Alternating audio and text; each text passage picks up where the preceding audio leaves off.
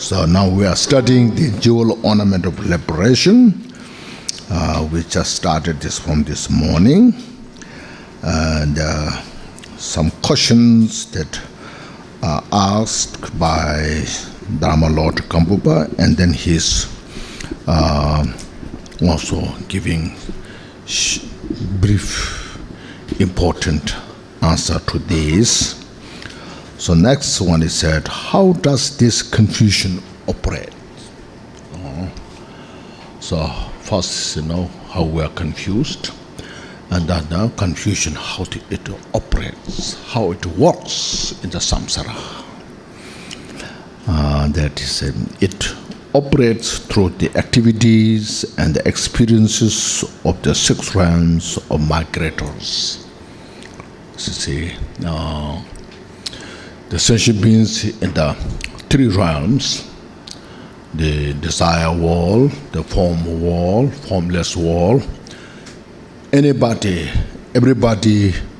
who are in these 3 realms, so they are now divided into the 6 realms. This means this is operates, experience means depending to the degree of our delusion and our negative karma, then it operates in the 6 realms. As you know, the hell realm, hungry ghosts or hungry spirits, animals, human being, asura, demigod, and god realms. So this is the outside, the outer samsara, the inner samsara, we should say. And the outer 6 realms, as he mentioned, that I don't have to go so detailed. I'm sure most of you know those, and also in the book describes. Now, the inner samsara are those who are in the samsara, having this afflicted skandha. Look at our own mind. We experience roughly like the 6 realms of the experiences. When our mind is looked at, when so afflicted, deeply like anger or attachment, and the suffering is so much that you feel now no place to go. Sometimes some are suicidal. The suffering is so much, torturing. Physically, when you get so sick or aging, and then this hell realms suffering. And sometimes you feel your mind is so stingy, or sometimes you feel I have no food to eat or drink. Hungry spirits. Or even you have, say, you don't want to spend a penny. What happens tomorrow? It's like these things. And animals, sometimes you feel so stupid. You don't know what you are doing. So it doesn't make sense, like virtue, non-virtue, these things. While you are practicing Dharma, sometimes you feel, why I'm doing this? And as a human being, we are in the human realm. Since there's a suffering of aging, death, sickness, so forth. And sometimes our mind feels so full of envy, jealous with others' good qualities or others' achievements, especially those people we don't like. Sometimes there's a temporary happiness, joy. So this In our life, we have this kind of experience of the 6 realms, depending to the different degree of the mental afflictions and karma with that we create. So that's how it operates. It's confusion. You see, now confusion operates that way. You can see. Looking inside this way, then you can look outside the sentient beings who are suffering. Even just in the human realm, how many there are? Some are so much suffering there. Like hell realm. Some are like the hungry ghost. Some there who doesn't know anything, good or bad, so stupid. Outside there, you see. Some are so jealous outside there, fighting. As you see when you read the Asuras, realm, jealous, they fight with the gods like this. And they fight each other like, So that's how confusion operates, you see. Look at this.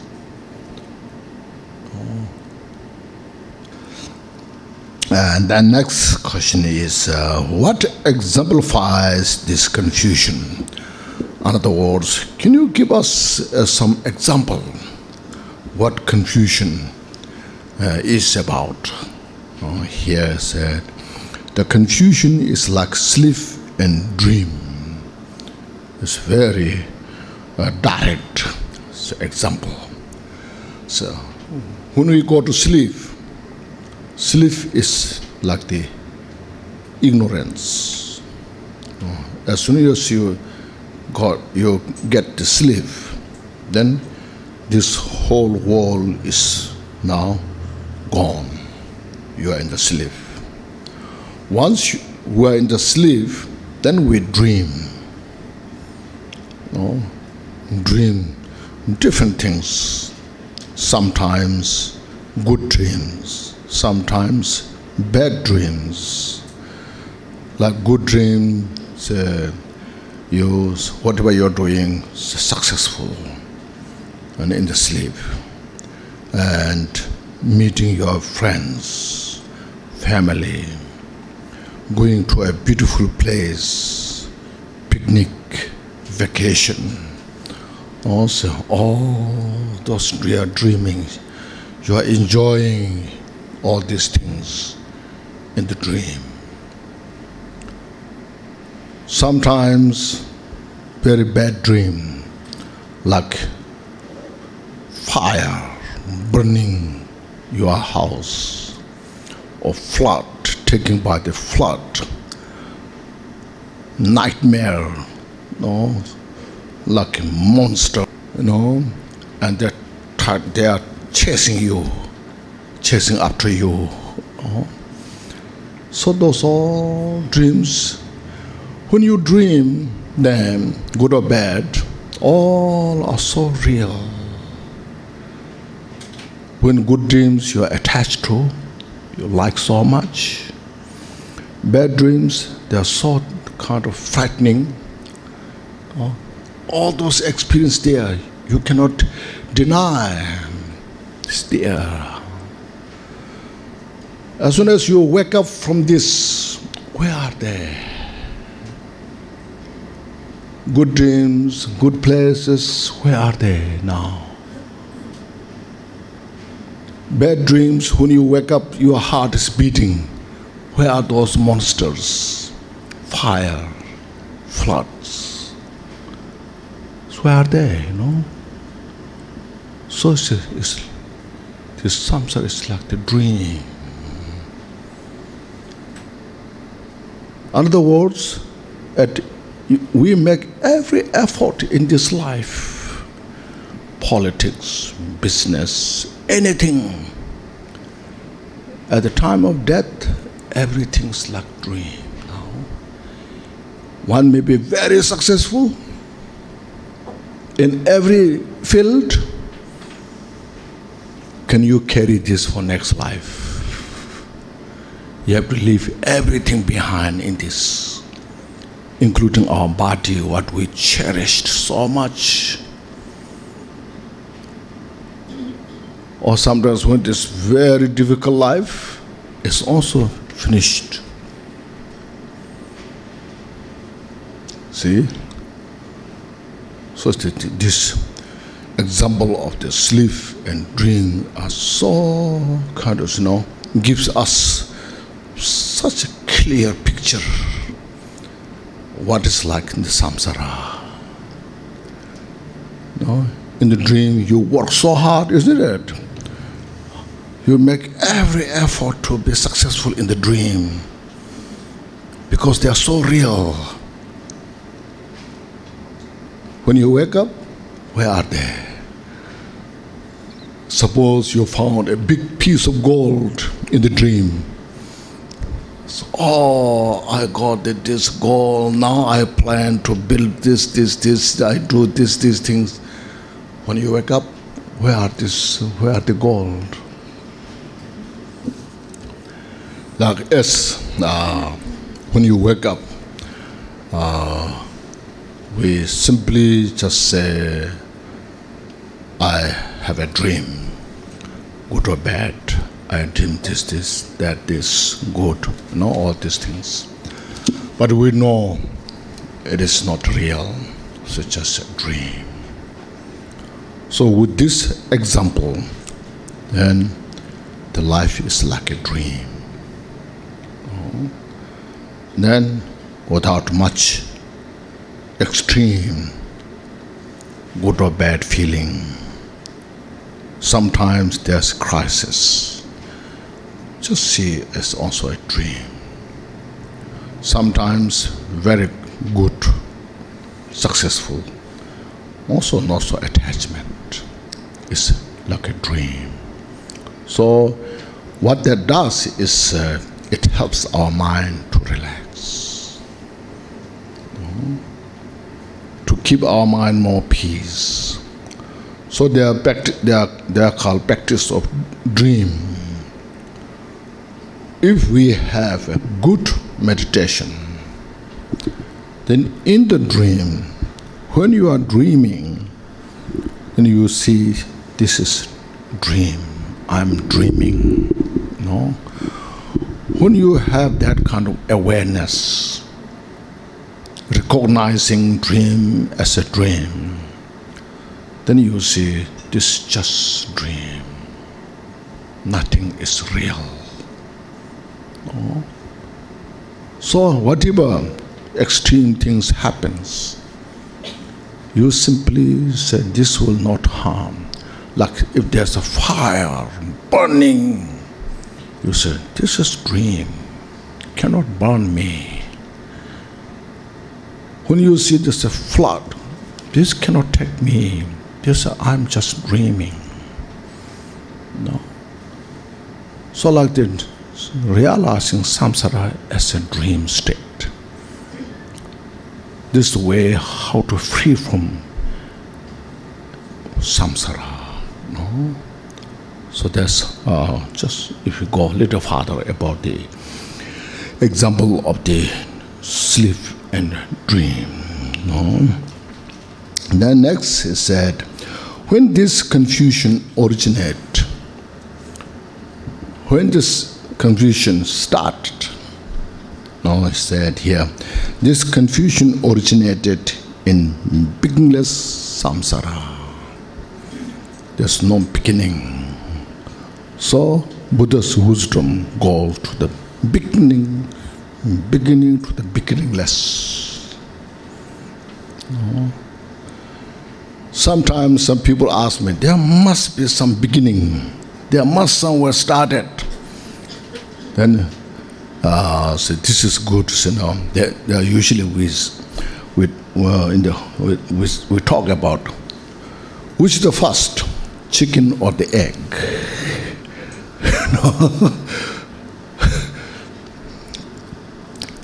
If the egg is first, then how without chicken how the egg can come? Without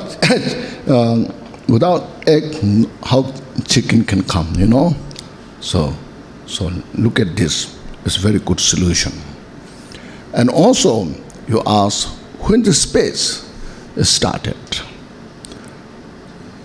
The space, when the space started, there's no beginning.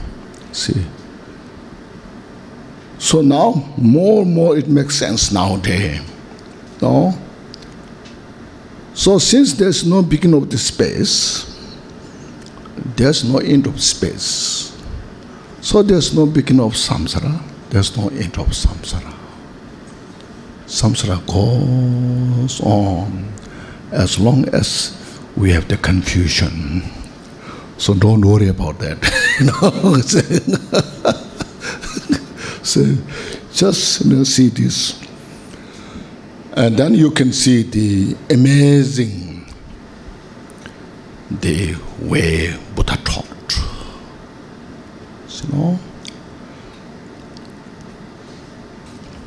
Then next it is said, what is the error of this confusion? Sometimes we may say, I'm okay if I'm confused. There's nothing wrong with it, In such cases, all experiences are suffering. Now in this, intersection of the suffering will come detail, but if I say there are three different types of suffering. Suffering of suffering, suffering of change, and suffering of condition. See, all our afflicted skandha means dominated by the mental delusion and the karma. Whatever did that our whole skandha based on this, we're in the state of suffering, which means not necessarily today I'm suffering. Today say, I'm fine, I'm good. I got very good lunch. My mind is peaceful. I don't worry anything now. I'm very good, So we are saying I'm suffering, So that my feeling now, all right, I don't worry. I got good lunch. I'm very happy. That is no guarantee. In the evening, there's no suffering. No guarantee there's no suffering tomorrow. You see? That's what it's saying here. Now, suffering of suffering means physical and mental pain. That suffering is obvious. We all talk about. So, I'm suffering. Someone is suffering mentally or physically, That's what is obvious suffering. So, this suffering of change, just what I said. Right now I feel good. I'm healthy. So there's nothing to suffer. So that doesn't last long. It changes. It's impermanent. Very rich person can become poor. Very famous person can be very bad person. So it's changing. That's why it's called suffering of change.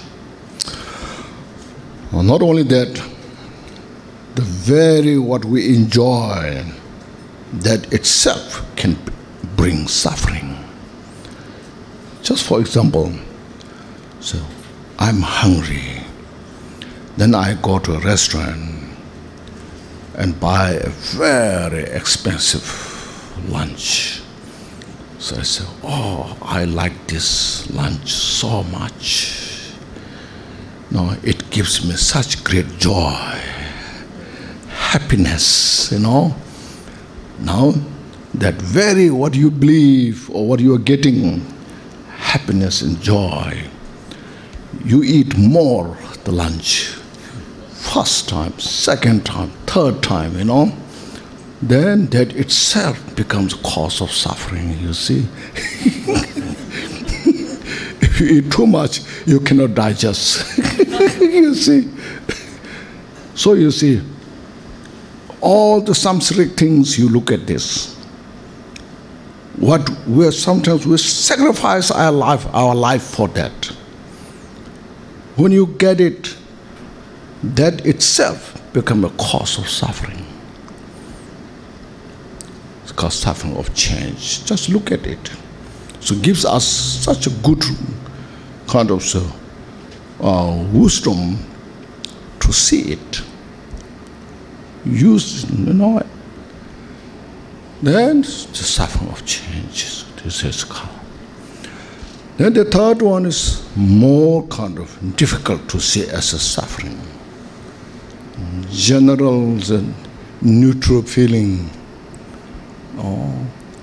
But as mentioned, as long as when there's mental affliction and karma, suffering is bound to come.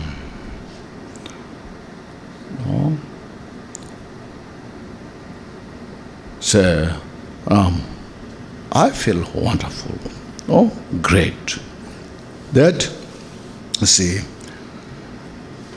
as mentioned, it's not guaranteed that there will be no suffering. So we are conditioned of suffering. Finally, at the time of death, then there's a lot of suffering, confusion. See? So that's what it's saying. All experiences are suffering. It's not saying life is bad, negative, but just reality, nature.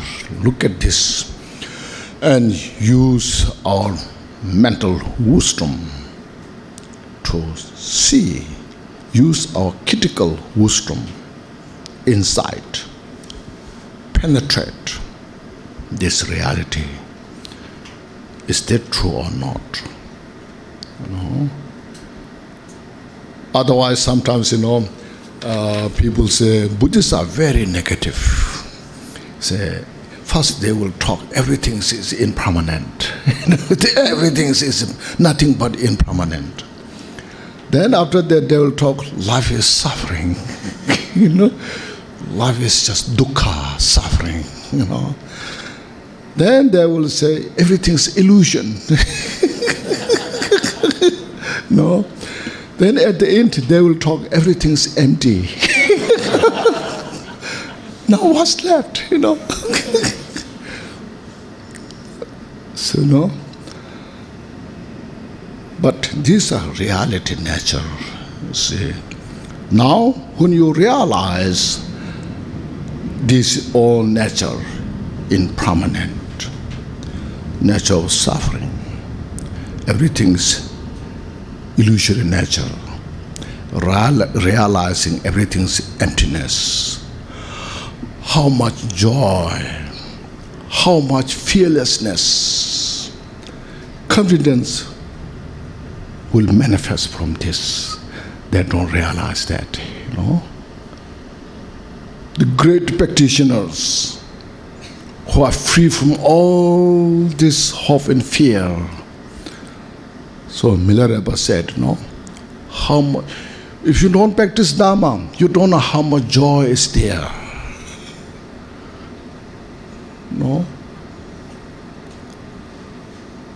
You don't know how much freedom you get from this practice. So look at these, And so anyways, he says, all experiences suffering. First look at this. And then say. So this, as I mentioned, these all steps still going on gives us such a good reason, a powerful wisdom why we need to study and practice the Buddha's teaching. As mentioned, not just puja, prayers, ceremonies, those are secondary. I'm not saying they are bad, but there's a secondary. This is the main theme: how to free from the cycle of the vicious suffering.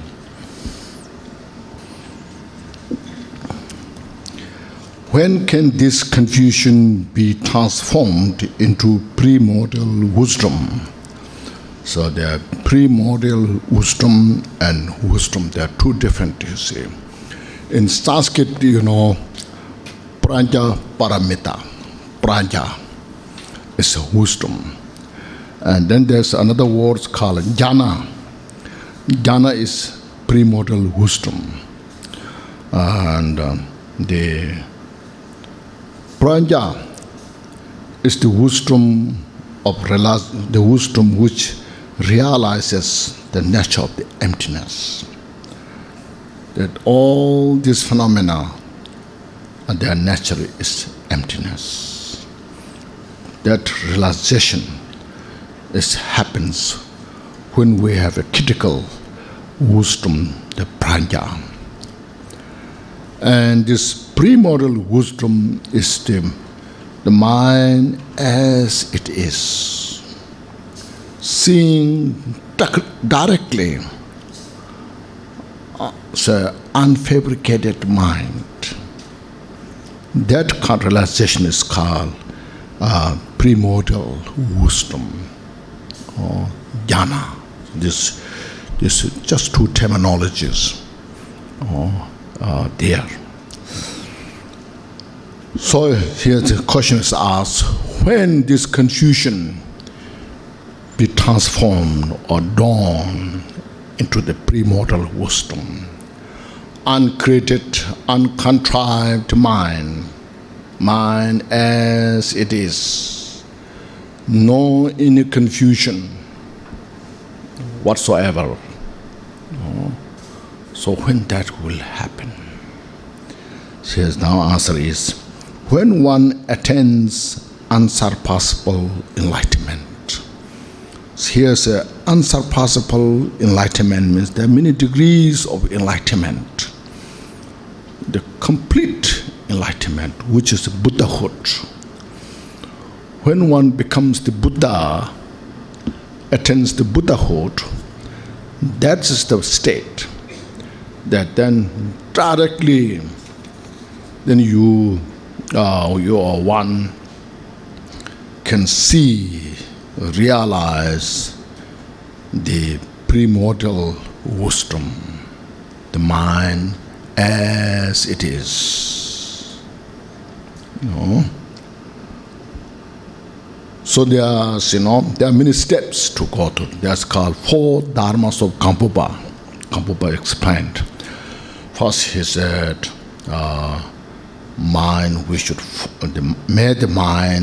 may we follow into the Dharma. And may the mind follow into the Dharma. Dharma becomes the path. Because we do some practices, but mostly we do for this life. So we don't follow the mind into Dharma. May my obstacle be dispelled. May I become rich. May I become famous. All practices we do Dharma for this life. So that is not Dharma. It seems to be Dharma, but not real. It's still samsara.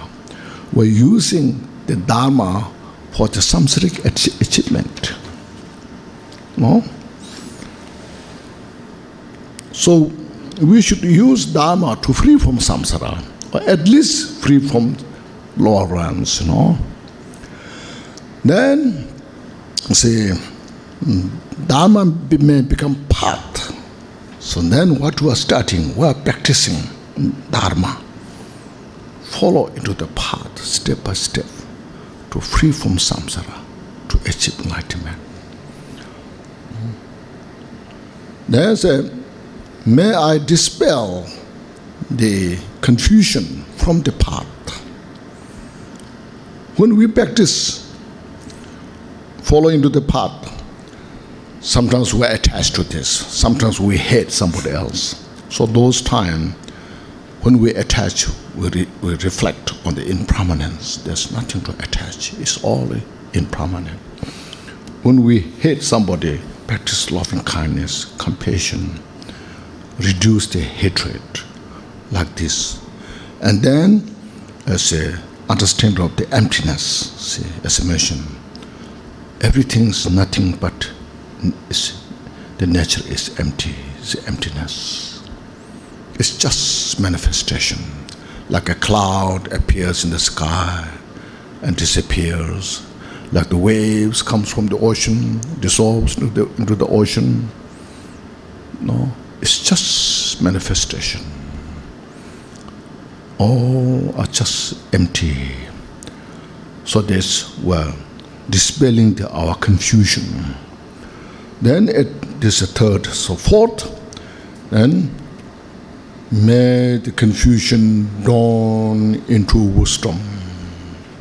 So the very confusion what we have, that very nature is nothing but it's your mind.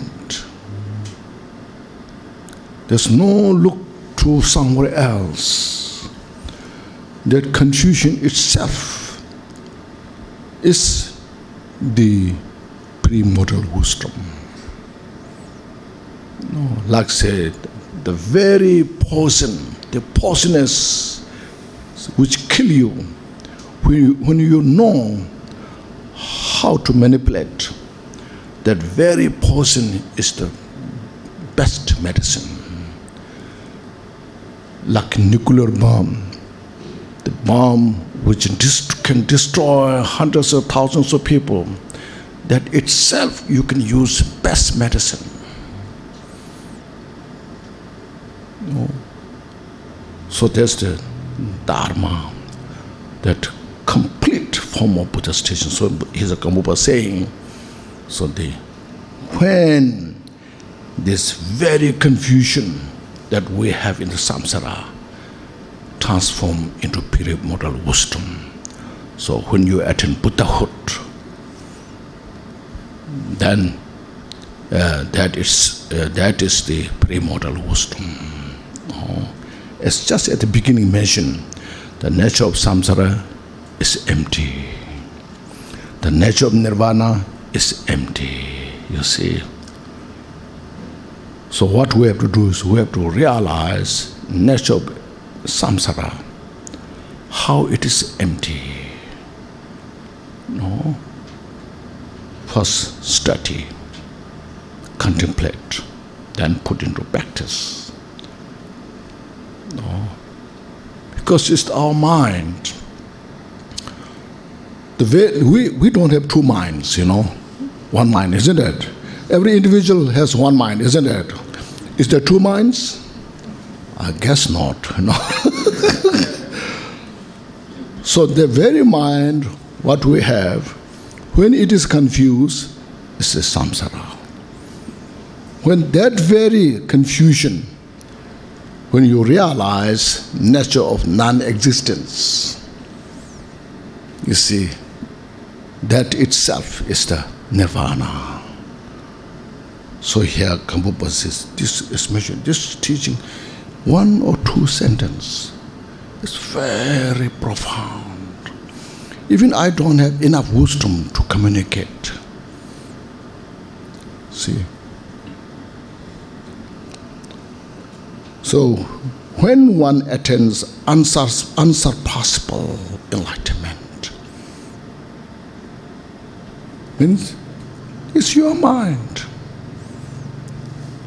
So it's what is here giving us what is giving us the point. The point is, you see, don't attach to samsara. Don't attach to your confusion. No. Because we are all so much attached to our confusion. We don't want to let go. we want to keep. No? See, we are grasping, So I said, let go of that. No? There's in the Zen, they're saying, when you see Buddha on the road, kill Buddha. Doesn't mean literally kill the Buddha. Your concept. So Buddha is so precious. So kill that. And then next, say, if you think that perhaps this confusion will disappear by itself, this means, so I know there's a confusion.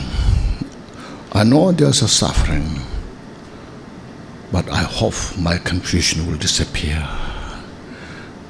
I hope someday there'll be no suffering, without my effort, practicing Dharma. They said, then understand that means then one should know that the samsara is known to be endless. The confusion will not dissolve by itself, will not disappear by itself. See, look at our own mind, Without the Dharma practice, putting effort in the Dharma, our confusion, holding self-grasping, is always fresh. Physically, we get older. Sometimes we get sick. And we age more and more. Eventually we die. There's mental afflictions like desire, anger, especially holding the self-grasping, never decreases. No? Physically, we are aging, getting sick. Mentally, our afflictions are so fresh. We get anger very easily, frustrated very easily, and desires are so fresh. And this you can see that. No? So this, without Dharma, will continue this way. No? So, say no. So then one understand that samsara is known to be endless. So this is the now describing all the disadvantage. First is describing how we are confused and disadvantage of the confusion and how it maintains. So now Gampopa is saying, understand means we should know that samsara is confusion. Understand how much suffering is there, now reminding us. As long as we stay in the samsara, the suffering continues. Sometimes feeling good, sometimes going down, up and down, like the waves of ocean, but without end. See? Yes. Understand how long it endures, from beginner's time up until now, and if we not make effort to exhaust the confusion, it will continue. See? Understand that there is no self-liberation. See? There's no way we can free ourselves without making any effort in the practice of Dharma. See, so these are very important point, a simple sentence. No? So look at this. This is where I am now. Now what should I do? Therefore, from today onward, you should make effort as much as possible to achieve unsurpassable enlightenment, to free from all these delusions and suffering. So this, now, look at these, meditate on, contemplate. This gives us such a great insight, Dhamma practice, making us such great foundation. When we could start with these reasons, we will never go back. You see, a lot of people, they first start out of excitement. Something new is coming. After a few years, some years, then they give up. Then they say, once I used to be very interested, then I gave up.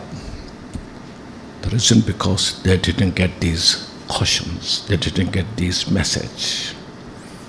Once we are fully convinced with these reasons, then we will never go back to samsara. Always follow into the path. So these are the very important practice. Next is what manner of things are needed in order to make this kind of effort. So since Gampopa encouraged us, now from today onwards, we must make effort. Every effort to free from samsara as much as possible. So when he said this, now we think, what do we need to do these things? I don't know what to do, how to do. So now here, the summary of this. We need a primary cause. Then next we need working basis. And then next we need contributory cause. After having those, then we need method to follow step by step. Once we follow, what we can expect, the result.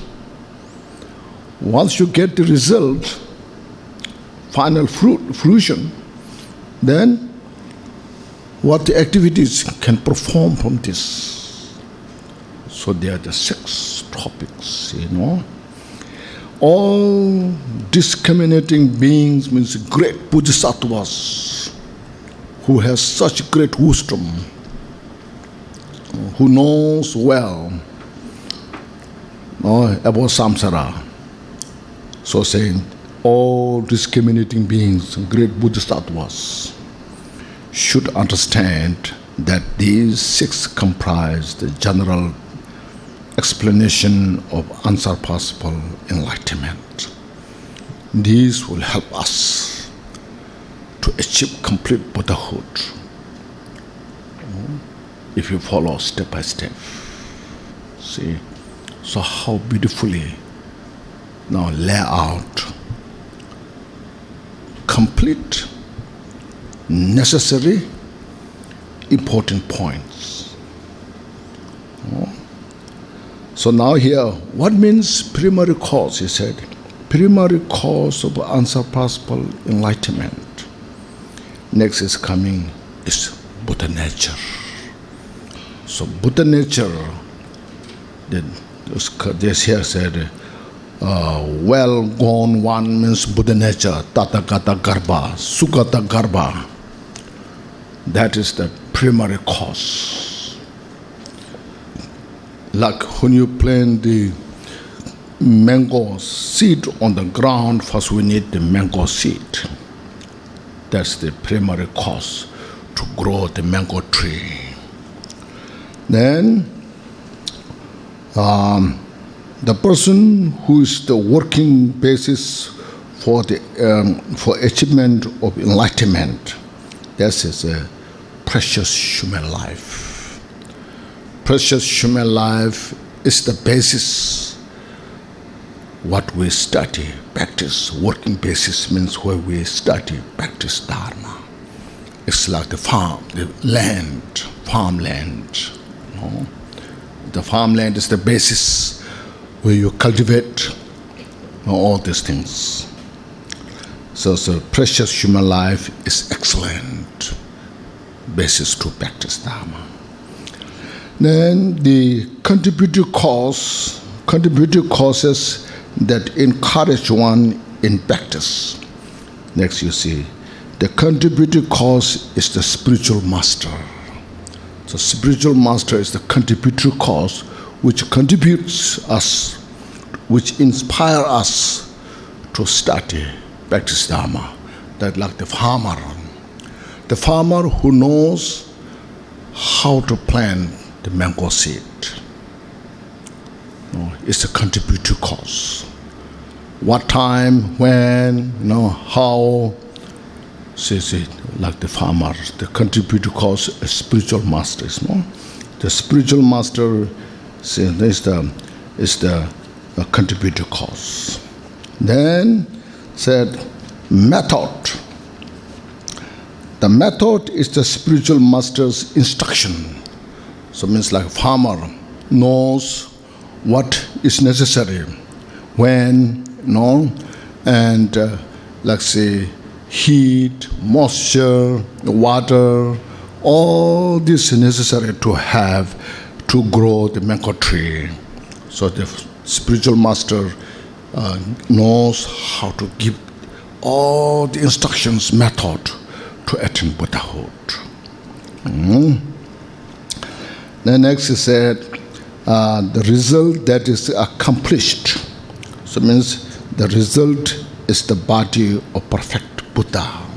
So through these all causes and conditions, then one can attain Buddhahood. See? And next he said, the activities ensuing from the accomplishment, so it means the activities are benefiting sentient beings without conceptual thought, effortlessly benefiting sentient beings. So these are the topics one should understand. So this it's a basic ground. So these 6 topics form the body of this text. So this whole text, this book, is now explanations about all these things. In other words, one individual, right from the beginning until attain Buddhahood, I explain all the details here. So it's a lamrim, stages, step by step, in the Mahayana system.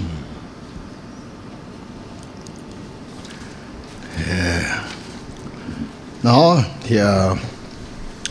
the lamp will be explained in details. All the 6 topics, primary topics, will be explained step by step. And the first one is the primary cause is the essence of the well-gone one, Sugata Garbha. So that chapter 1 is Buddha nature, see. We need to attain unsurpassable enlightenment by freeing ourselves from the confused state of samsara. So the reason is before mentioned, we want to be free from suffering. we want to have peace and happiness. That's the basic reason. So why we're starting practicing Dharma. So we have to free from the confusion within the samsara. Now he says, but is it possible for inferior persons like ourselves to achieve enlightenment? Even if we make the effort, means I'm not smart enough, I don't know much, and I don't have, ability. So to achieve enlightenment, Buddhahood seems very far for me, So how I know that I can achieve enlightenment? If I make effort. So ask those questions, think about those things. So now here Gampopa says, yes, why wouldn't we attain enlightenment if we make the effort? The reason because all sentient beings, including ourselves, means all the sentient beings in the 6 realms, already possess the primary cause, the Tathagata Garbha, for enlightenment. So that is the essence of the well-gone one. Well-gone is a Buddha. So Buddha is called Sugata, well-gone, means gone from the confusion state to the unsurpassable enlightenment. So that Buddha's essence is within us. As is stated in the King of Meditative Absorption, Samadhi Raja Sutra. Sutra says, the essence of the well-gone one pervades all migrators, means all sentient beings. The small Parinirvana Sutra says, all sentient beings have the essence of the thus gone one. Thus gone one is a Tathagata Garbha. Also the Sutra of the Parinirvana, the great Parinirvana, Mahaparinirvana, says, for example, as butter permeates milk, as soon as there's a milk, there's a butter. It's just there. If you ask where the butter is coming from in the milk, what would you say? Yes, Likewise, the essence of the thus gone one pervades all sentient beings. So these are few sutras, that Buddha described how sentient being has the Buddha nature. These quotations are brought here because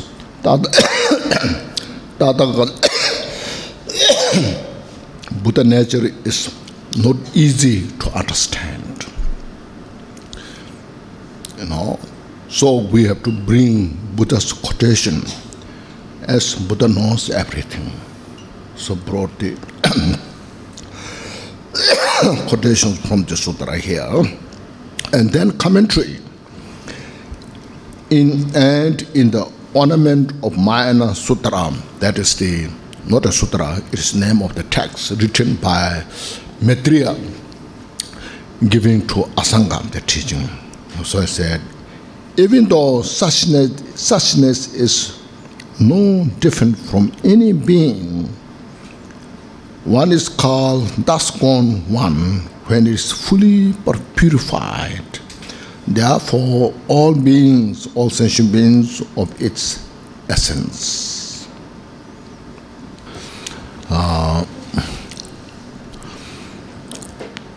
Since the first chapter is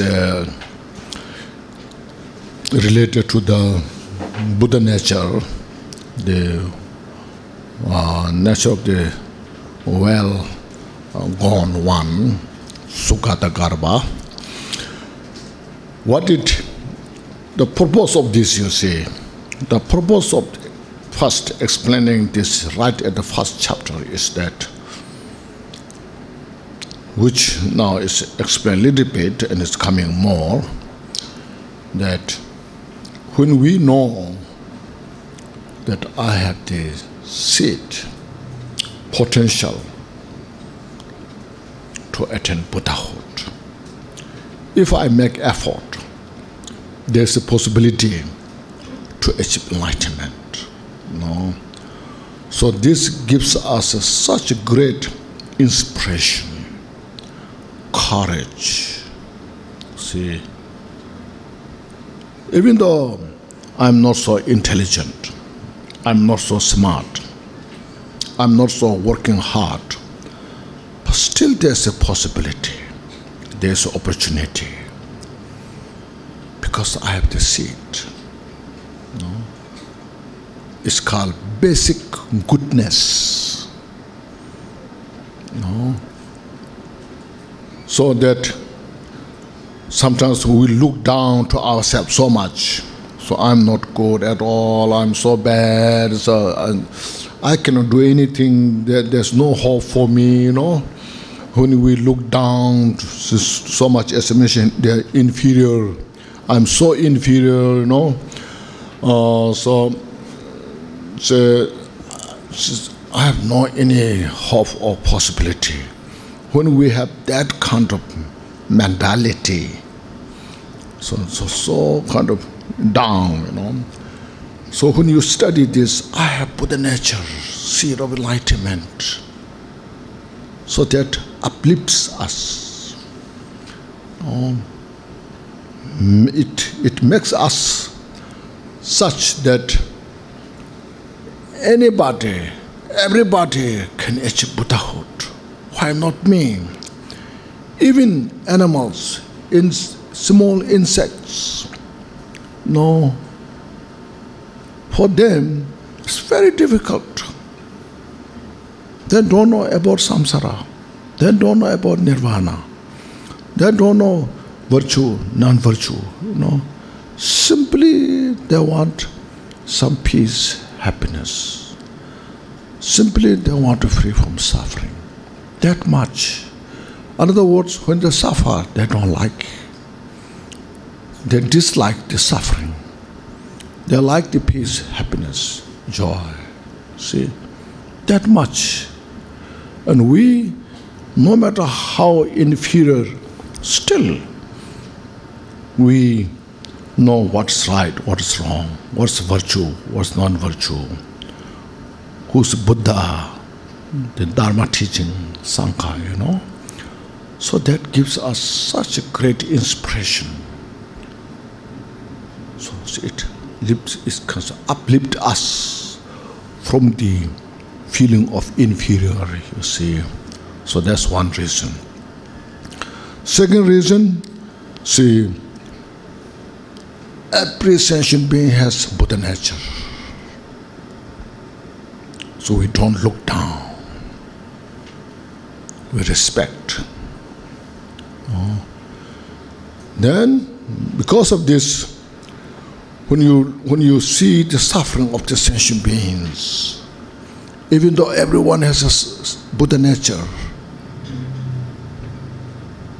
but there's a lot of suffering. They can be free from that suffering. No. And they should free from suffering. They should have peace and happiness. See? So there's those great opportunity to develop loving kindness, compassion. Because of this, we develop bodhicitta. All the obscurations that we have, that all obscurations, delusions, can be purified, can be dispelled, because we all have Buddha nature. So these are the also very important reason why it is first explained.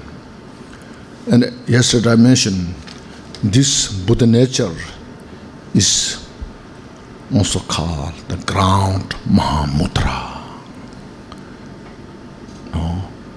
That makes the foundation as a potential, so that when we study, practice followed into the path, then we can achieve, realize Mahamudra directly.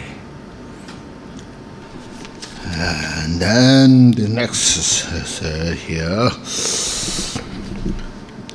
But by what reasoning can it be shown that sentient beings have Buddha nature? So how we know sentient beings have the Buddha nature? Because all sentient beings are pervaded by the emptiness of Dharmakaya. So Buddha is the Dharmakaya.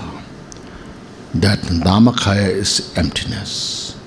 That sentient beings are nature of emptiness, or emptiness is pervaded all the sentient beings. So it's one reason. Because there are no differentiation in the nature of suchness as it is. Like this suchness, nature of this space in the east, west, north, south, there's no difference. Because all beings have a family, for these three reasons, all sentient beings are of the Buddha nature. The unsurpassed Tantra means by Maitreya, Anuttara Tantra, by Maitreya, Tantra says, because perfect form of Buddha radiates. Because there are no distinctions within suchness, and because all sentient beings are in a family. All sentient beings are always be the essence of enlightenment. So the quotation. To explain the first reason, all sentient beings are pervaded by the such emptiness of Dharmakaya means that the ultimate Buddhahood is Dharmakaya. Dharmakaya is all pervading emptiness, can be seen by only Buddha. Not even Bodhisattvas can see the Dharmakaya fully. See, therefore all sentient beings are of the Buddha nature. Saying there are no differentiations in the nature of suchness means that the suchness as it is of the Buddha is identical to the suchness of sentient beings. No one is Buddha or the sentient beings. No one is better or worse. None is bigger or smaller. None is higher or lower. So because of that, all sentient beings are of the Buddha nature. All beings have a family means that all sentient beings can be categorized into the 5 families of the Buddha. What are they? The summary, the disconnected family, the indefinite family, the hearer means Sharavaka family, the solitary realizer means Pratik Buddha family, and the Mahayana family. These are the 5 families of the Buddha. The first one, disconnected family. So the first, what does disconnected family means?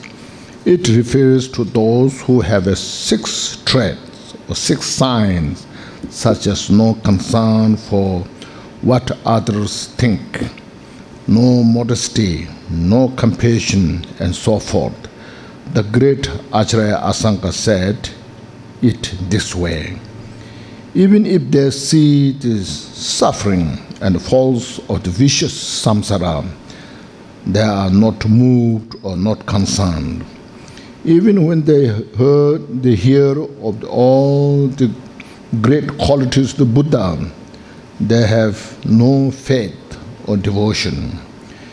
They have no modesty, no thought for what others may think, no compassion at all to other suffering sentient beings, and do not experience even a single regret when they repeatedly commit non-virtuous actions.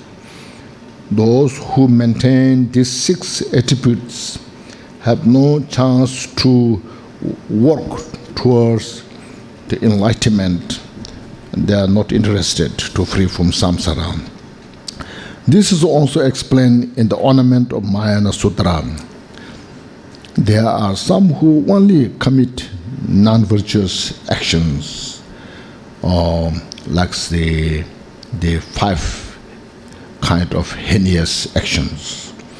There are some who can constantly destroy positive qualities, good virtuous deeds. There are some who lack the virtue which leads to liberation. This is called the seed for the liberation. So those who have no virtue do not possess the cause of enlightenment. Generally, it is said that those who have these attributes constitute the disconnected family. They will wander in samsara for a long time, but this does not mean that they will never achieve enlightenment.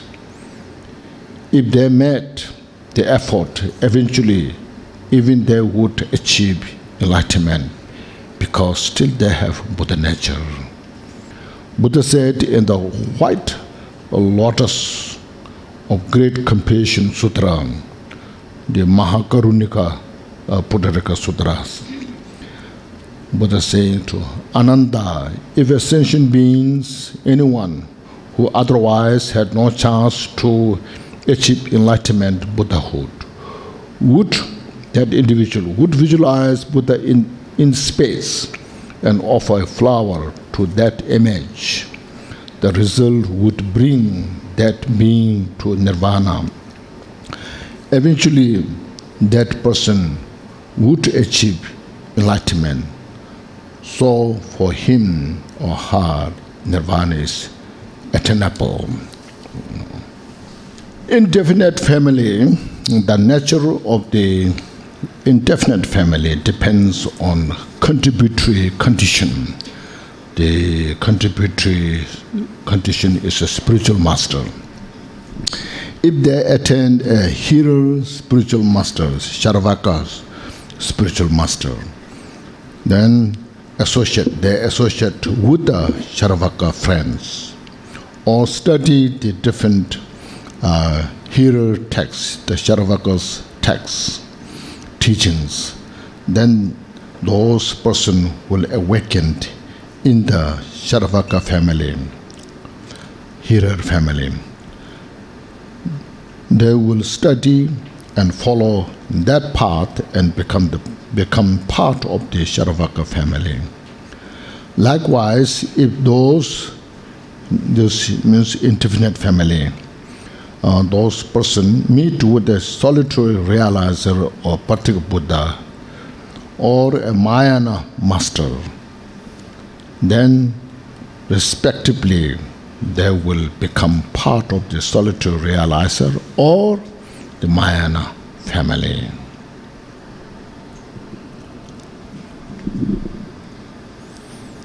在这个种性里面，第二的讲的就是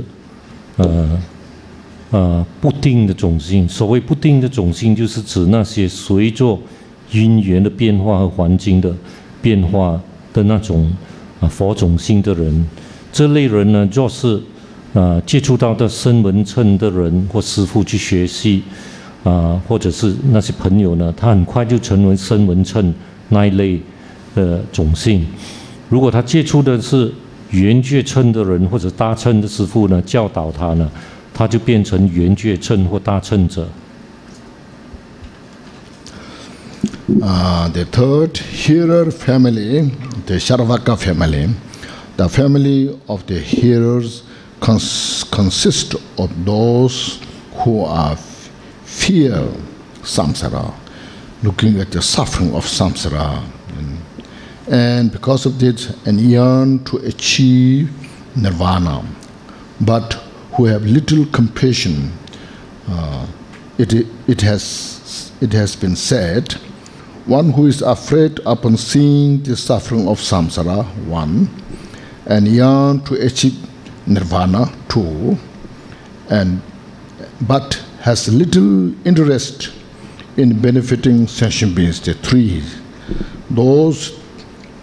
These 3 are the marks of the hearer family or the Charvaka family. 第3个种性就是声闻种性呢。声闻种性呢，就是这方面的人呢，就是他很畏惧轮回，他很怕轮回之苦，但是他明白呢和相信呢，趋向于涅槃的大乐。但是这方面的人呢，他的悲心非常的小，所以这个就是声闻种性。然后这边有讲到是，他见到轮回的苦的时候，他起大怖畏，然后他很羡慕和很欣赏，诚恳的想学习，直到大涅槃境界，自己得到解脱。对于利益其他众生呢，他不会有喜乐。所以有这3种象征的人呢，就是声闻种性。The fourth, solitude realizer family, the Pratyeka Buddha. The solitude realizer family includes those who possess the above 3, the fear of suffering, yearn for achieve nirvana, little interest benefiting sentient beings, the 3 attributes, and in addition are arrogant, 4, keep their master's identities secret, 5, and prefer to stay in solitary places. So it has been said, fear at the thought of samsara, yearning for nirvana, little compassion, arrogance, secretive about their teachers, master, and enjoying solitude. A wise one, and those who knows Buddhist teachings well, the wise one should understand that these 3 are the marks of the solitude realizer family. So these 2 families, the hearer Charvaka and the solitude realizer Pratyeka Buddha, engage in their respective vehicle, their path. And even though they achieve the result of their practices, arhats, these results are not the final nirvana. We call nirvana, but not final nirvana, means not Buddhahood. It's called partial nirvana. How do they abide when they achieve their fruit, their achievements? They maintain unafflicted state of meditative concentration. See, they have this special insight, vipassana. They fully uprooted the self-grasping of the person. But those states are based on the psychic imprint of ignorance, means they are not fully purified, total ignorance. Since their meditative concentration are unaffected, since they have the vipassana, they believe that they have achieved nirvana and remain that way. If their states are not the final nirvana, now this very critical question, ask, then one might argue that the Buddha should not have taught these 2 paths. Why Buddha teach this? Why not just start right from beginning to attain Buddhahood? So is there a reason the Buddha should teach such paths? See, very important questions asked. Then the answer is yes, there's a reason. The reason because, for example, suppose great merchant from this Jambudebas, from this world, are traveling to ocean, searching for jewel, means wish-granting jewel. Chintamani. After many months at sea in the ocean, in some desolate place, they become completely tired and exhausted. So those merchants traveling in the ocean for many months, then they're fully exhausted. And they think there's no way to get the jewels which they want to. Say now, when they feel discouraged and prepare to turn back, the merchant captain manifests a huge island through his miracle power and lets all his followers rest there. So he asks his followers to rest there now. After a few days or whatever they needed, when they are fully rested and relaxed, the captain says, "We have not achieved our goal," means the jewel. Now we should go further to get our jewels. So they go further traveling, and finally they get the wish-granting jewel and go back to their homeland. So this is the example first, you see. Through this example, this all are stated in the sutra, So similarly, sentient beings without courage are frightened when they hear about the Buddha's wisdom. So Buddha has such an infinite wisdom and infinite excellent qualities. When they hear this,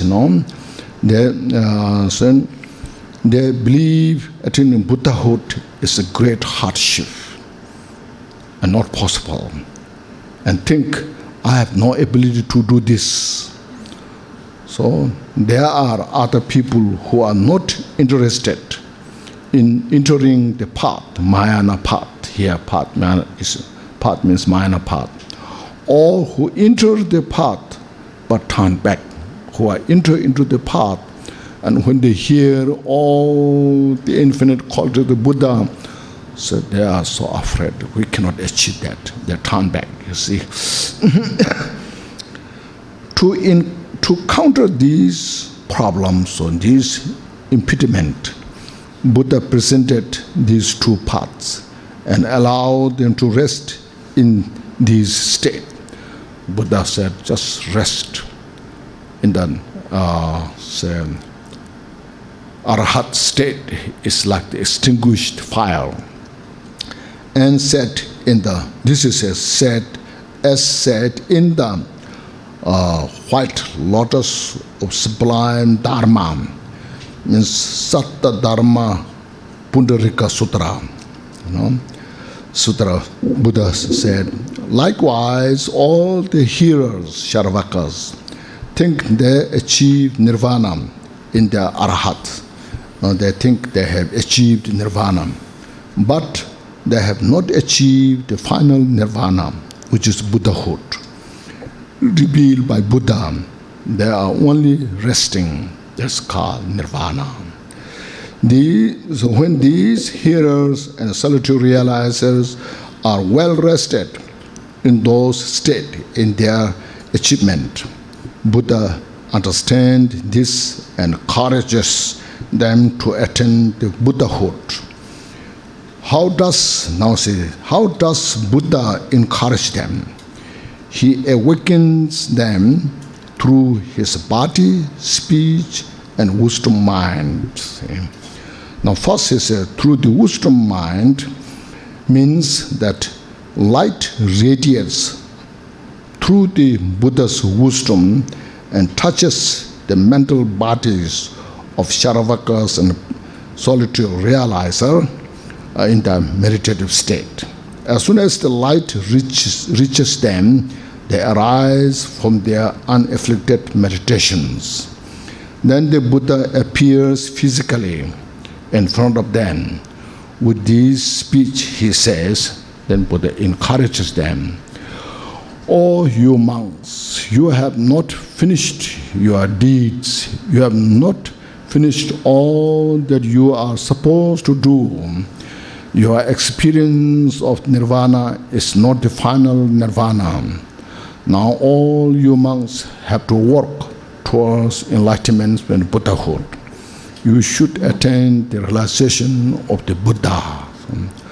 From the white lotus of sublime Dharma, Satta Dharma Pundarika Sutra says in verse form, you monks, today I declare, you have not achieved the final nirvana. In order to achieve the primordial wisdom of the omniscient one, the Buddha's wisdom, you must cultivate great perseverance. Perseverance means you must cultivate bodhicitta and work for that. Through that, you will achieve the wisdom of the omniscient one.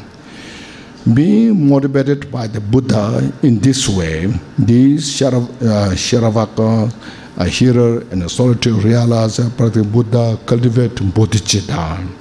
They practice the Bodhisattva's path for many limitless kalpas or aeons and eventually achieve enlightenment. Dangon to Lanka Sutra means Lanka Avatara relates the same thing.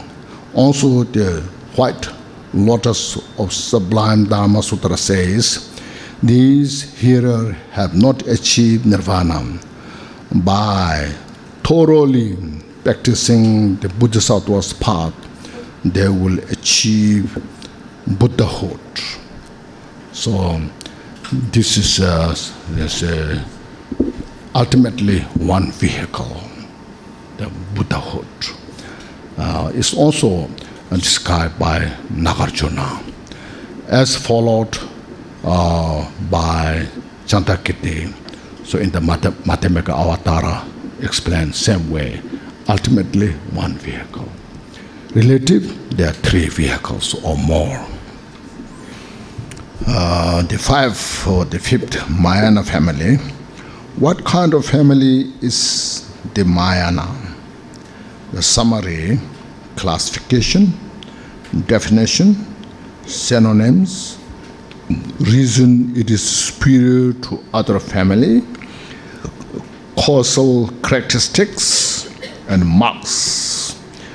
These six comprise the Mahayana family. So through these six topics, we'll explain what is Mahayana family is about. A, classification. This family has two classifications: the naturally abiding family and perfectly workable family, those two. Now B, definition, what this means. Second is the explanation of the respective, means first, naturally abiding families. What that means is the essence of these individuals. The naturally abiding family has from beginningless time had the potential to develop all the Buddha's qualities through suchness. So the Buddha nature, what is talking about? Everyone has this Buddha nature, whatsoever. So that then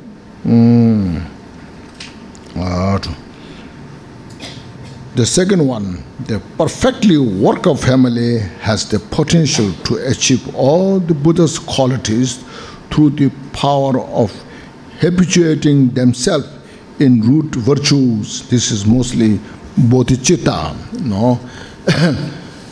having the Buddha natures as it is, since everybody has that.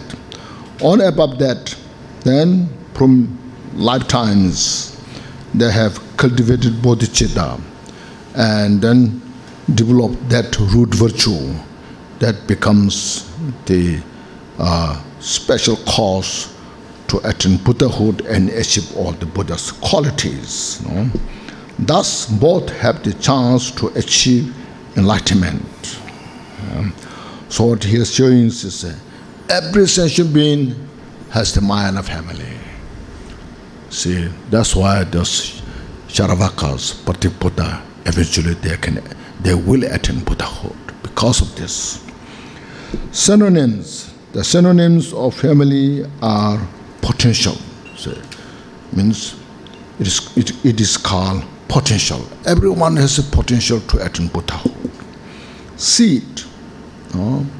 It is a seed that when we plant, one can attain Buddhahood. Sphere elements and complete nature of Buddha is there. And natural mode of abiding. This is not just Buddha's creation or Buddhist belief. It is how everyone has that potential. So the synonym.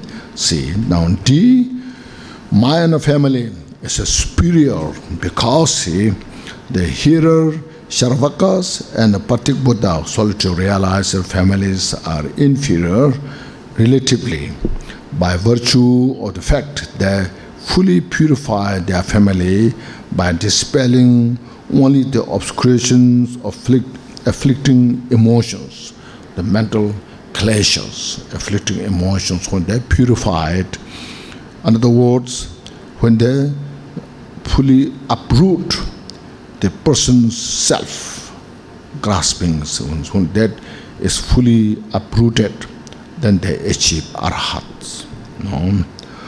The Mayana is superior because it fully purifies its family by dispelling the two obscurations, the afflicting emotions and the subtle obscurations, the obscurations of the grasping of the phenomenon to enlightenment. Therefore, the Mayana family is superior and unsurpassed because they have to achieve Buddhahood. Now the E, causal characteristics. The causal characteristics of the family are described as awakened and unawakened. How we know if they are Bodhisattva or not, that one. The awakened family has achieved the fruit perfectly. This fruit doesn't mean Buddhahood, but they have cultivated bodhicitta, and you can see as a Bodhisattva, and the signs are very obvious. See.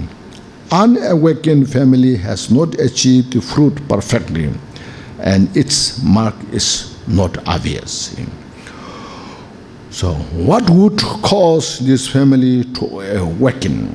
So, this family can awaken through freedom from the unfavorable contributory causes and through the support of favorable conditions. If the opposites occurs, then they cannot awaken. So there are 4 unfavorable conditions to awaken. Being born in unfavorable circumstances, so where there's no Dharma teachings, where there's not Buddha appeared, those things. Having no habitual tendency towards enlightenment. In other words, they have no interest to cultivate bodhicitta. Entering into wrong conditions, like say, there's no such called previous life, next life, there are no such called Buddha, Dharma, like those conditions. And being heavily shrouded by the obscurations, the anger, the ignorance, the attachment are so strong. There's no space in the mind to cultivate loving kindness, compassion, and bodhicitta. So there are two favorable conditions: the outer conditions of teacher, the contributory cause, and the inner condition of mind with a proper desire for the precious Dharma and so forth. So when one meets a spiritual master who has necessary qualities, and that helps we to cultivate bodhicitta. And inner says, seeing the nature of the samsara, suffering of all sentient beings, and you are moved by these and really interested to cultivate compassion, loving kindness, and bodhicitta. So these are the conditions, you see. Now the marks, F marks, the mark of this family are the sign which indicates the Bodhisattva family. The 10 Noble Bhumi Sutra says, the family of wise Bodhisattvas can be recognized by its signs, marks. Just as fire is known by its smoke. From the distance, when you see the smoke, you know there's fire. Because now that there's a lot of haze we have. You know there's a fire in Indonesia. No? See. And water is known by the water birds. Especially there's the bird who's interested in the fish, always eating fish. When that bird is flying here and there, you know there's water or the lake, In that case, what kind of marks are there to see the Bodhisattva? Their bodies and speech are naturally gentle, without dependence on a remedy. When they physically sit, walk, when they talk, always gentle, mindful. Their minds are less deceitful. They never deceive other people for their own interest because of the compassion, the wisdom they have, and have loving kindness and a clarity towards sentient beings. Means always see sentient beings are like their parents, their mother, their father. Thus the 10 Noble Bhumi Sutra says, no harshness or arrogance, avoiding all deceits and cunning. There are other people that take advantage of others for your own interest. Whereas Bodhisattva, they serve others. And having a clear, loving attitude toward all sentient beings. This is a Bodhisattva. You can see. Even though it's very, abstract subject, difficult to judge, but also you can see through these activities. In other words, in whatever preparatory actions a Bodhisattva undertakes, he or she always cultivate compassion for all sentient beings. Like when you sit meditation, first you take refuge in Buddha Dharma Sangha. Then I will make effort to attain Buddhahood for the benefit of all sentient beings. See, means has a great inclination toward the Mahayana teachings, always interested. And when you receive Mahayana teachings, you're so devoted. So, I like this. I like to do this way. And has no fear, I think, instead of hesitation, no fear to enduring hardship. When you practice Dharma, do other social welfare, you don't hesitate to face the fear and the hardship of others. And perfectly performs the root virtue of the perfections, like practicing of the 6 paramitas.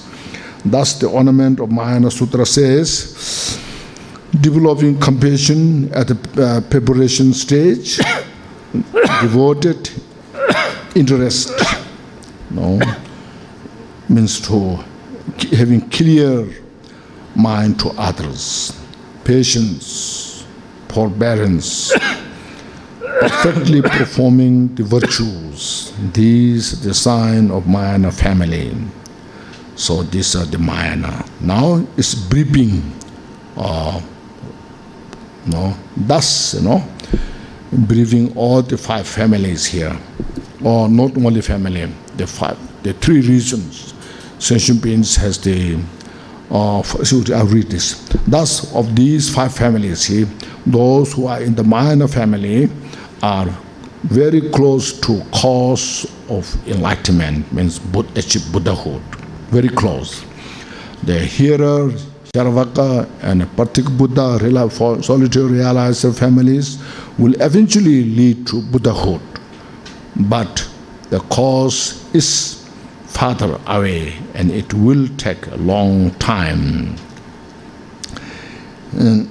In the indefinite families, some are close, means those who are connected to Mayana, and they are very close for the enlightenment. And some will take a long time if they are connected to Sharavaka and Patik Buddha. Then the disconnected family is known by Buddha to wander in samsara for a long time, but this does not mean that they absolutely will not attain Buddhahood.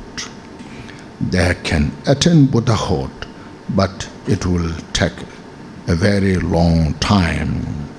Therefore, since all sentient beings belong to one of these families, all sentient beings are of the Buddha nature.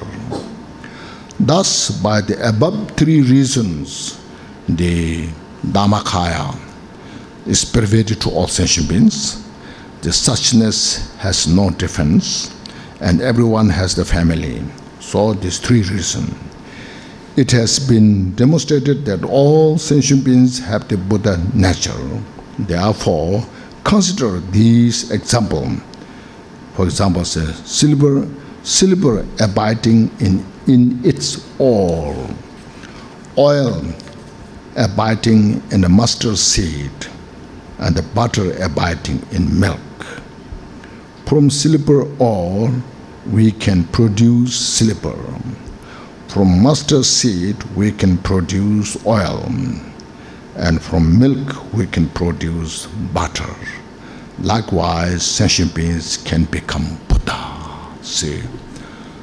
So this is the first chapter dealing with the primary cause from the Jewel Ornament of Liberation, the wish-fulfilling gem of the noble teachings. Okay, we're done.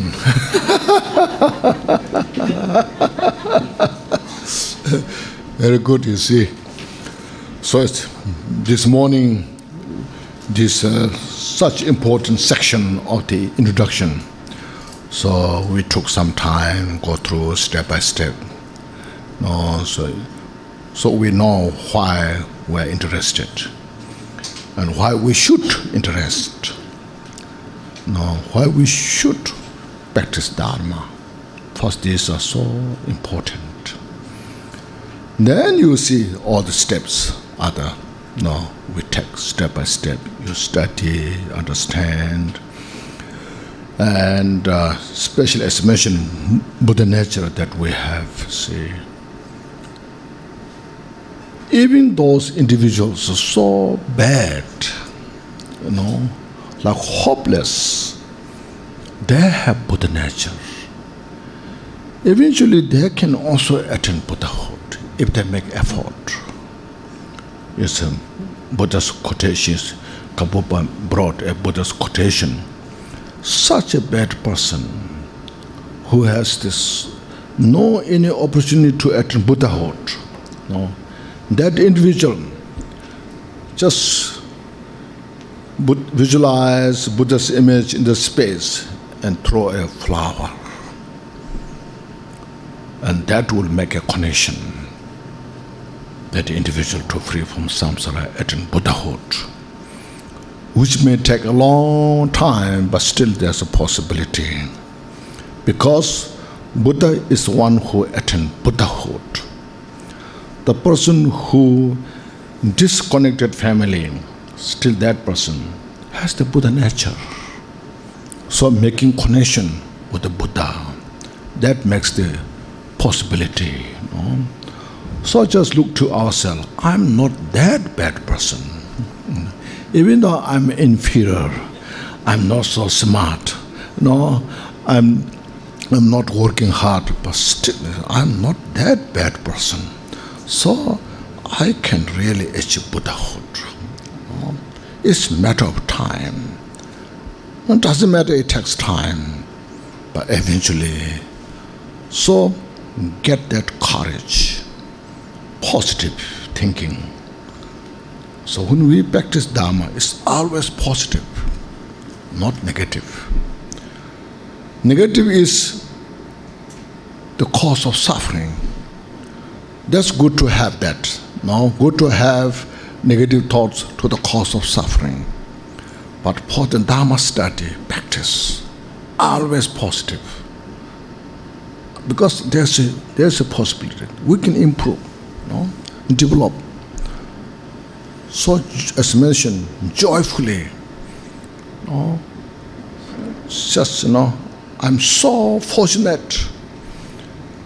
There's limitless sentient beings in the world, and I'm like a few individuals who are interested in Dharma. So I'm so fortunate. So feel that and then go forward.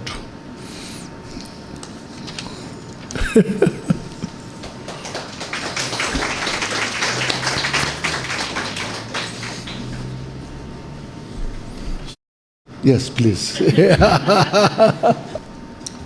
Okay, please take a deep breath.